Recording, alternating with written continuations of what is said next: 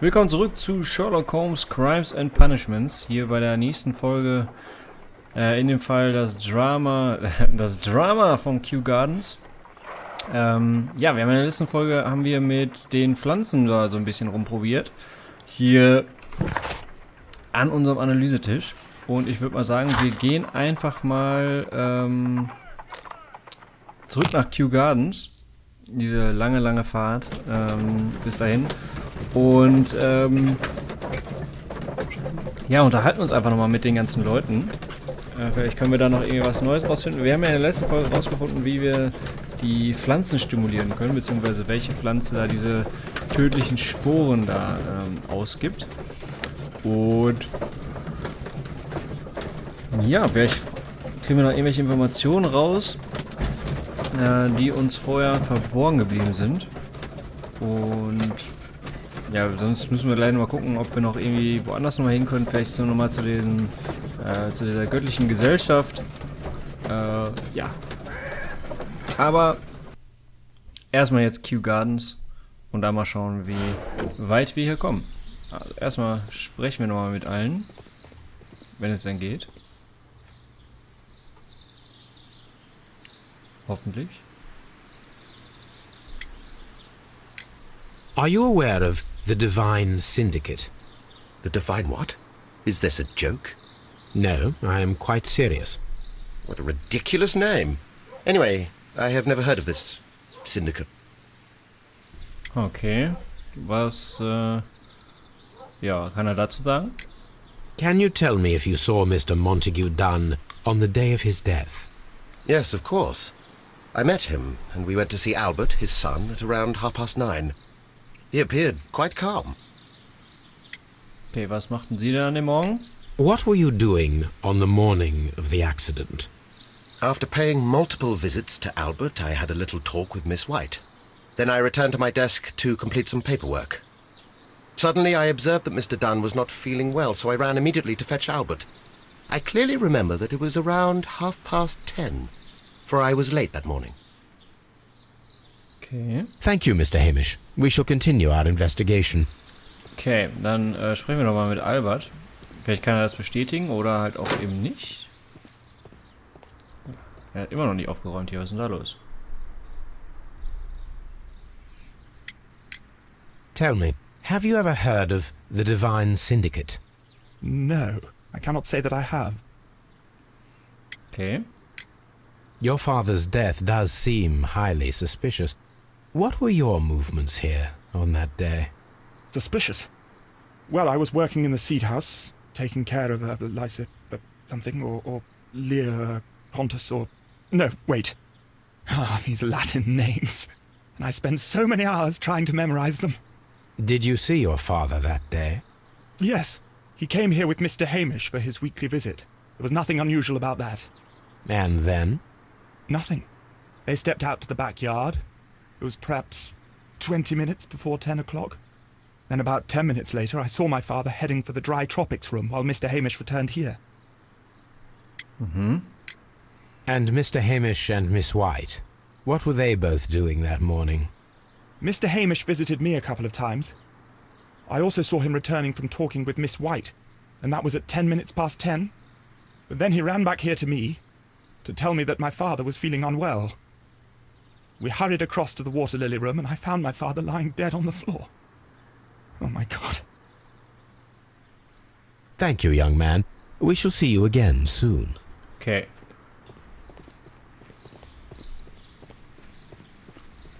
Ich habe ja in der letzten Folge habe ich ja schon mal, oder letzte Folge oder davor, auf jeden Fall habe ich irgendwann vorher mal ja schon mal so ungefähr ja meine Gedanken zu den Verdächtigen hier gegeben.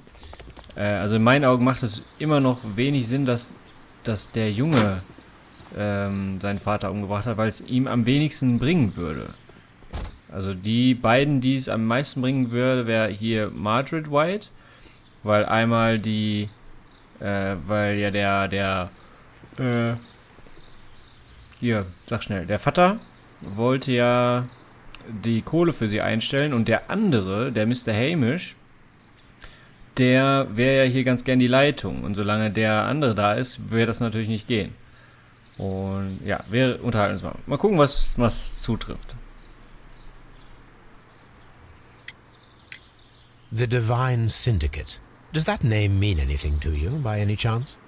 Not at all. But it is a very pretty name. Can you tell me what Mr. Dunn was doing upon the day of his death? I can. But there is nothing very special to say. I was in the laboratory when I saw Mr. Dunn heading towards me. Tuesday is the day of his weekly visit. It was supposed to be at 9, but he was 10 minutes late, as usual. And then? Well, he came in to say good morning. Then I saw him spend 2 or 3 minutes by the plants outside the laboratory. After that, he ran out in the direction of the nursery, where Mr. Hamish was working. He was always in a rush during the inspection, you see. I would pity anyone who stood in his way. Mhm. And that was the last time you saw him? Yes. I stayed in the laboratory until 20 minutes to 11, when I heard the cries of Albert and Mr. Hamish from the large glass house. I joined them as soon as I could, for I knew that something must be very wrong. What exactly were you doing in the laboratory? I was recording an experiment for my thesis. I only stopped my work once when Mr. Hamish visited me briefly around 10 o'clock. Okay, zeig mal. But you say you were recording an experiment when the tragedy occurred. Might I listen to the roll? Certainly. Please do. You will find it in the laboratory. It is number 320. Thank you, miss. Oh, okay. Einige Zeit später. Everyone has gone, Holmes. The way is clear. Ach so, okay. Legen Sie auf Basis der Informationen, die Sie gesammelt haben, den korrekten Ablauf der Ereignisse fest. Haha. Yo. Können wir hier raus? Nee, ne? Sporen einatmen. Hätte ich gesagt, ist 1. Komm mal ab da. Aus dem Raum fliehen ist 2. Stürzen hier ist 3.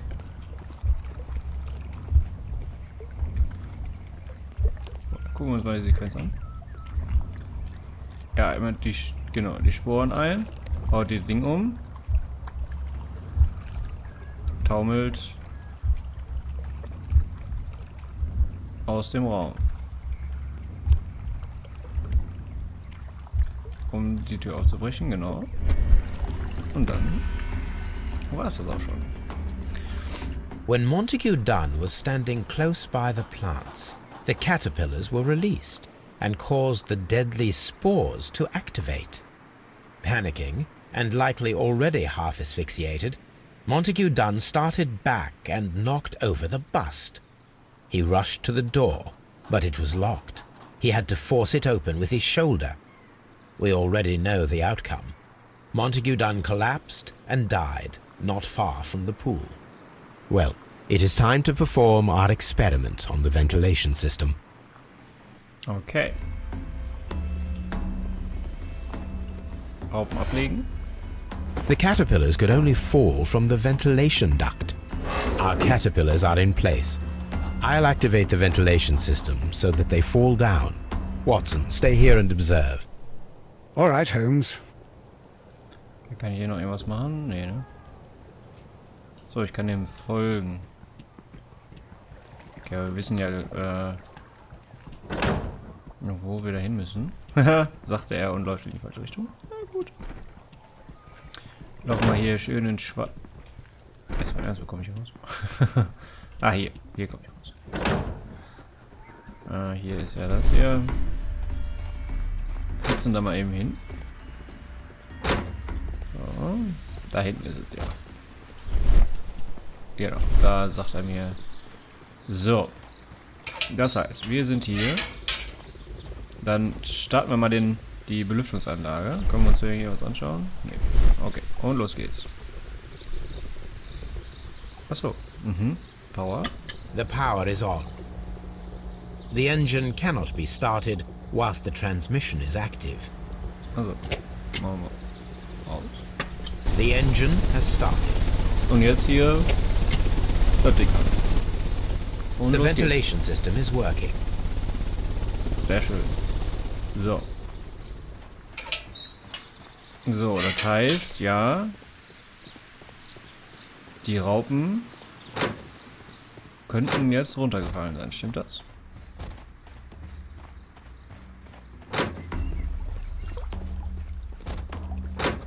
Ist das ihr Rosenhaus? Genau.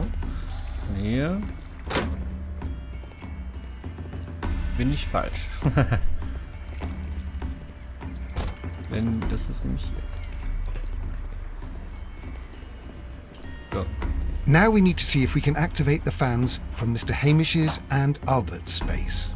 Achso, klar. Das wollte ich gerade sagen.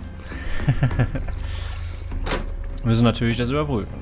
Boah, ey, dass ich mich auch ständig verlaufe, ne? Ah, ne, hier kann ich auch was. Okay.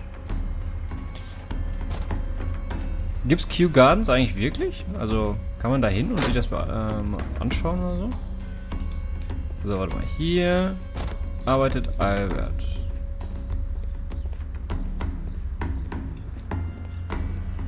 Was? Also, zumindest hat er mal hier gearbeitet. Wir gucken mal.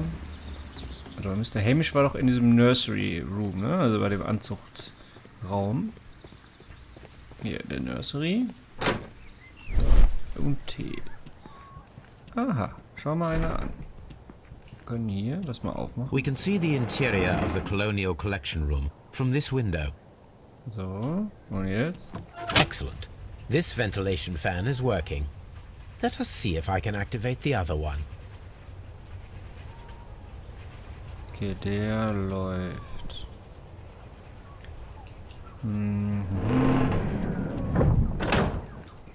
Könnte ich den von hier irgendwie anmelden? Nee. Aber ich müsste doch eigentlich... warte mal. From here, we are unable to see the interior of the Colonial Collection Room. Das stimmt.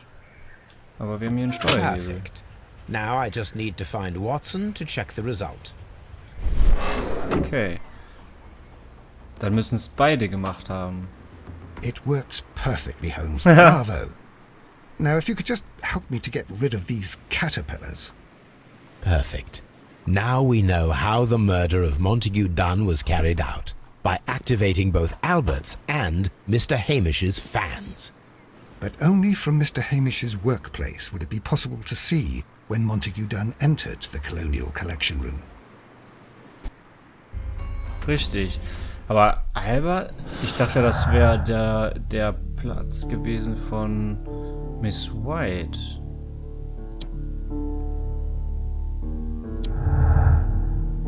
Hätte ich jetzt gedacht.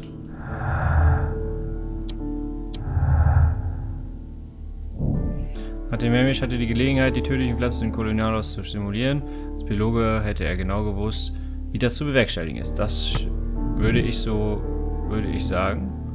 Was haben wir hier? Whites Wissen.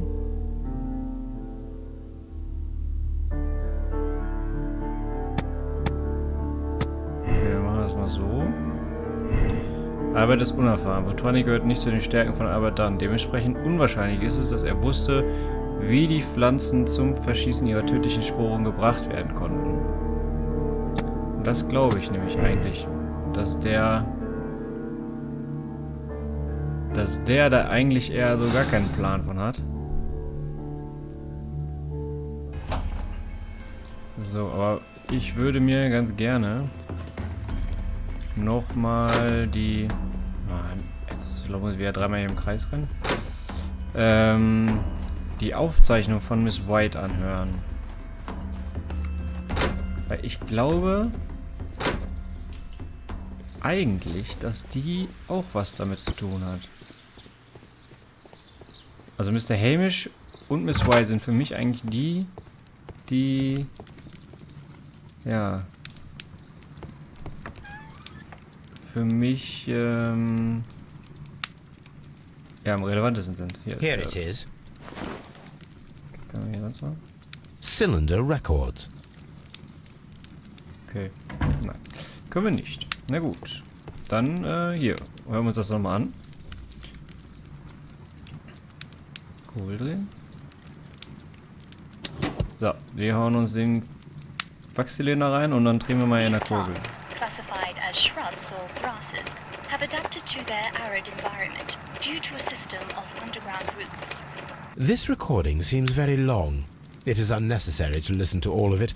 Miss White was in the laboratory, as she told us. Okay. Aber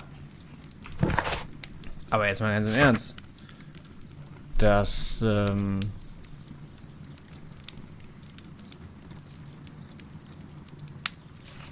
ich glaube eigentlich nicht, dass Albert damit was zu tun hat. Aber gut, wir gehen mal zur göttlichen Gesellschaft. Vielleicht finden wir da noch irgendwie was raus. Weil da kommen wir jetzt gerade nicht weiter. Ja, schauen wir mal. Was meint ihr denn? Wer ist denn in euren Augen der Killer? Das würde mich ja mal interessieren.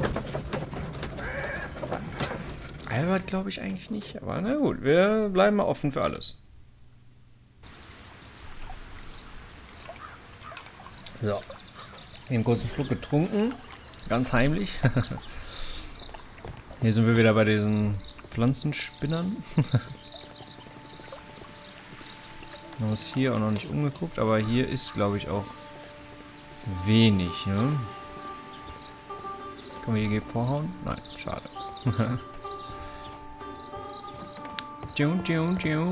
Aber hier gegen den Gon können wir hauen. Können wir den Typen nochmal was fragen? Diesen grünen Mystiker? Ja.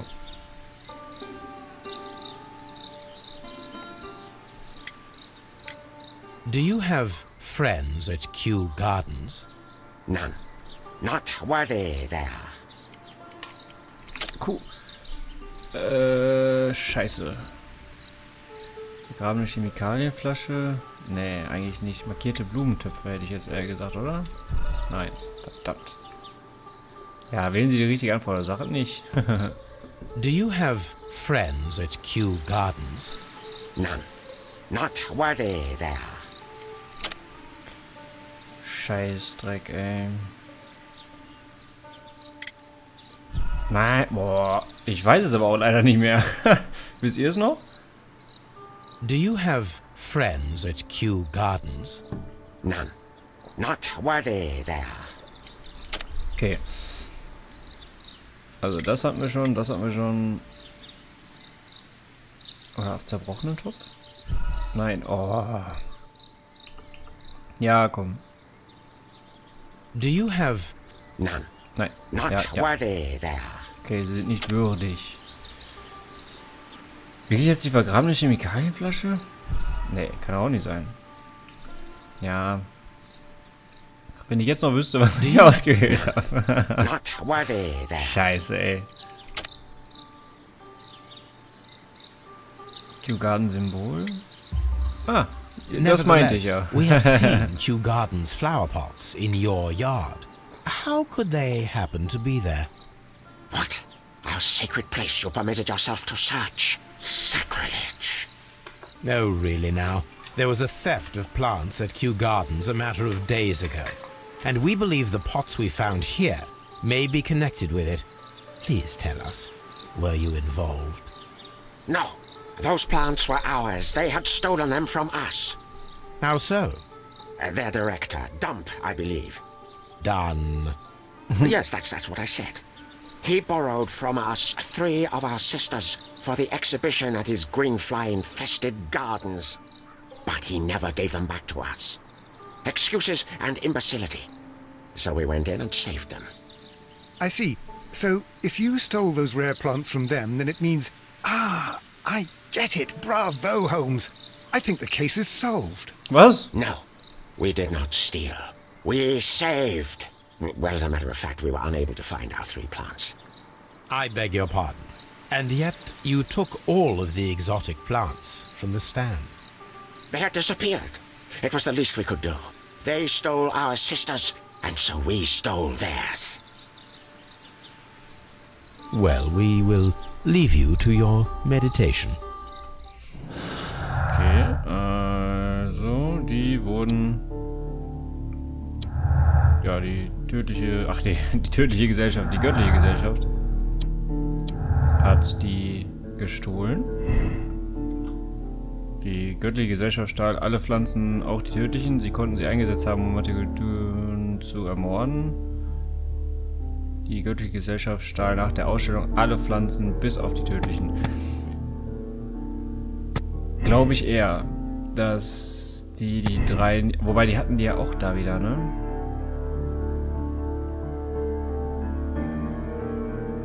Ich glaube, ehrlich gesagt, dass diese göttliche Gesellschaft nicht wirklich dahinter steckt.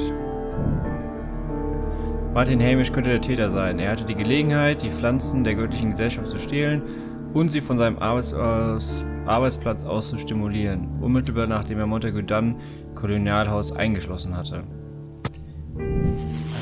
Könnte sein, auf jeden Fall. Sorgen Sie dafür, dass er verhaftet wird.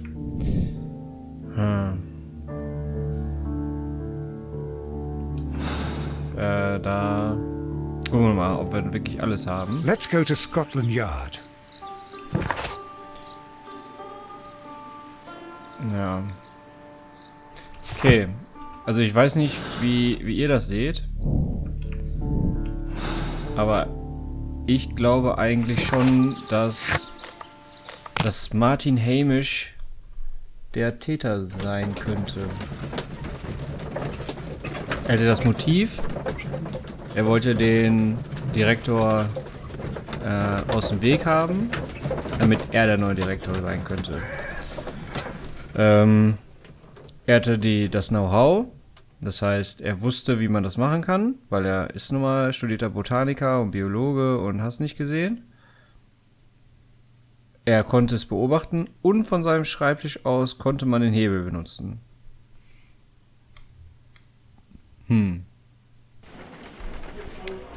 Ja, wir werden sehen. Wir gucken mal, was unser Lestrat dazu sagt. Und dann schauen wir mal, ob ich da Inspector, richtig liege. I believe that Martin Hamish is guilty of the murder of Montague Dunn. Aha! I knew it. I'll send the lads around to arrest him. Very good. I shall wait to hear from you. Ich hoffe, ich liege richtig. Einige Zeit später.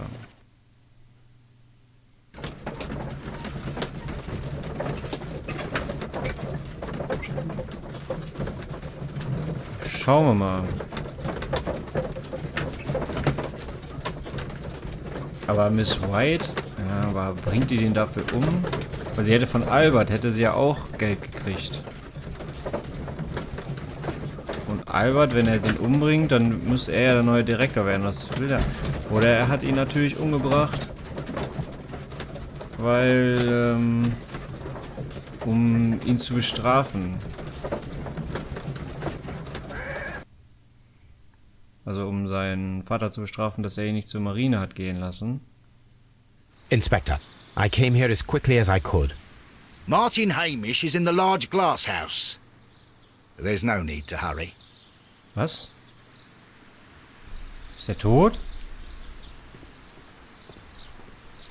Wurde der umgebracht?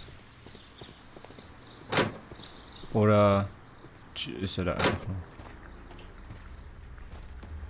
Holmes, my no. God! Yes, we found him like that. Our messing around with the ventilation system didn't go unnoticed. Mr. Hamish realized that we knew. Inspector, could you arrange the body, please? Nee. I should like to examine it. Krass. The mark around the neck is very visible. He died instantly.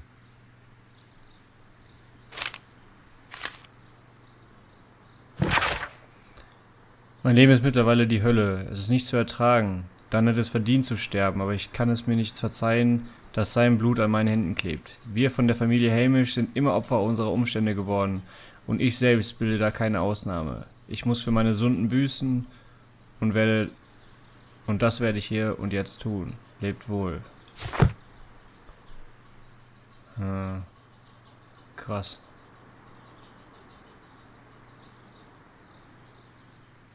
Holmes, his left shoe is unique. This anomaly is often a characteristic of... A club foot. Bravo, Watson. That is the key element of this case.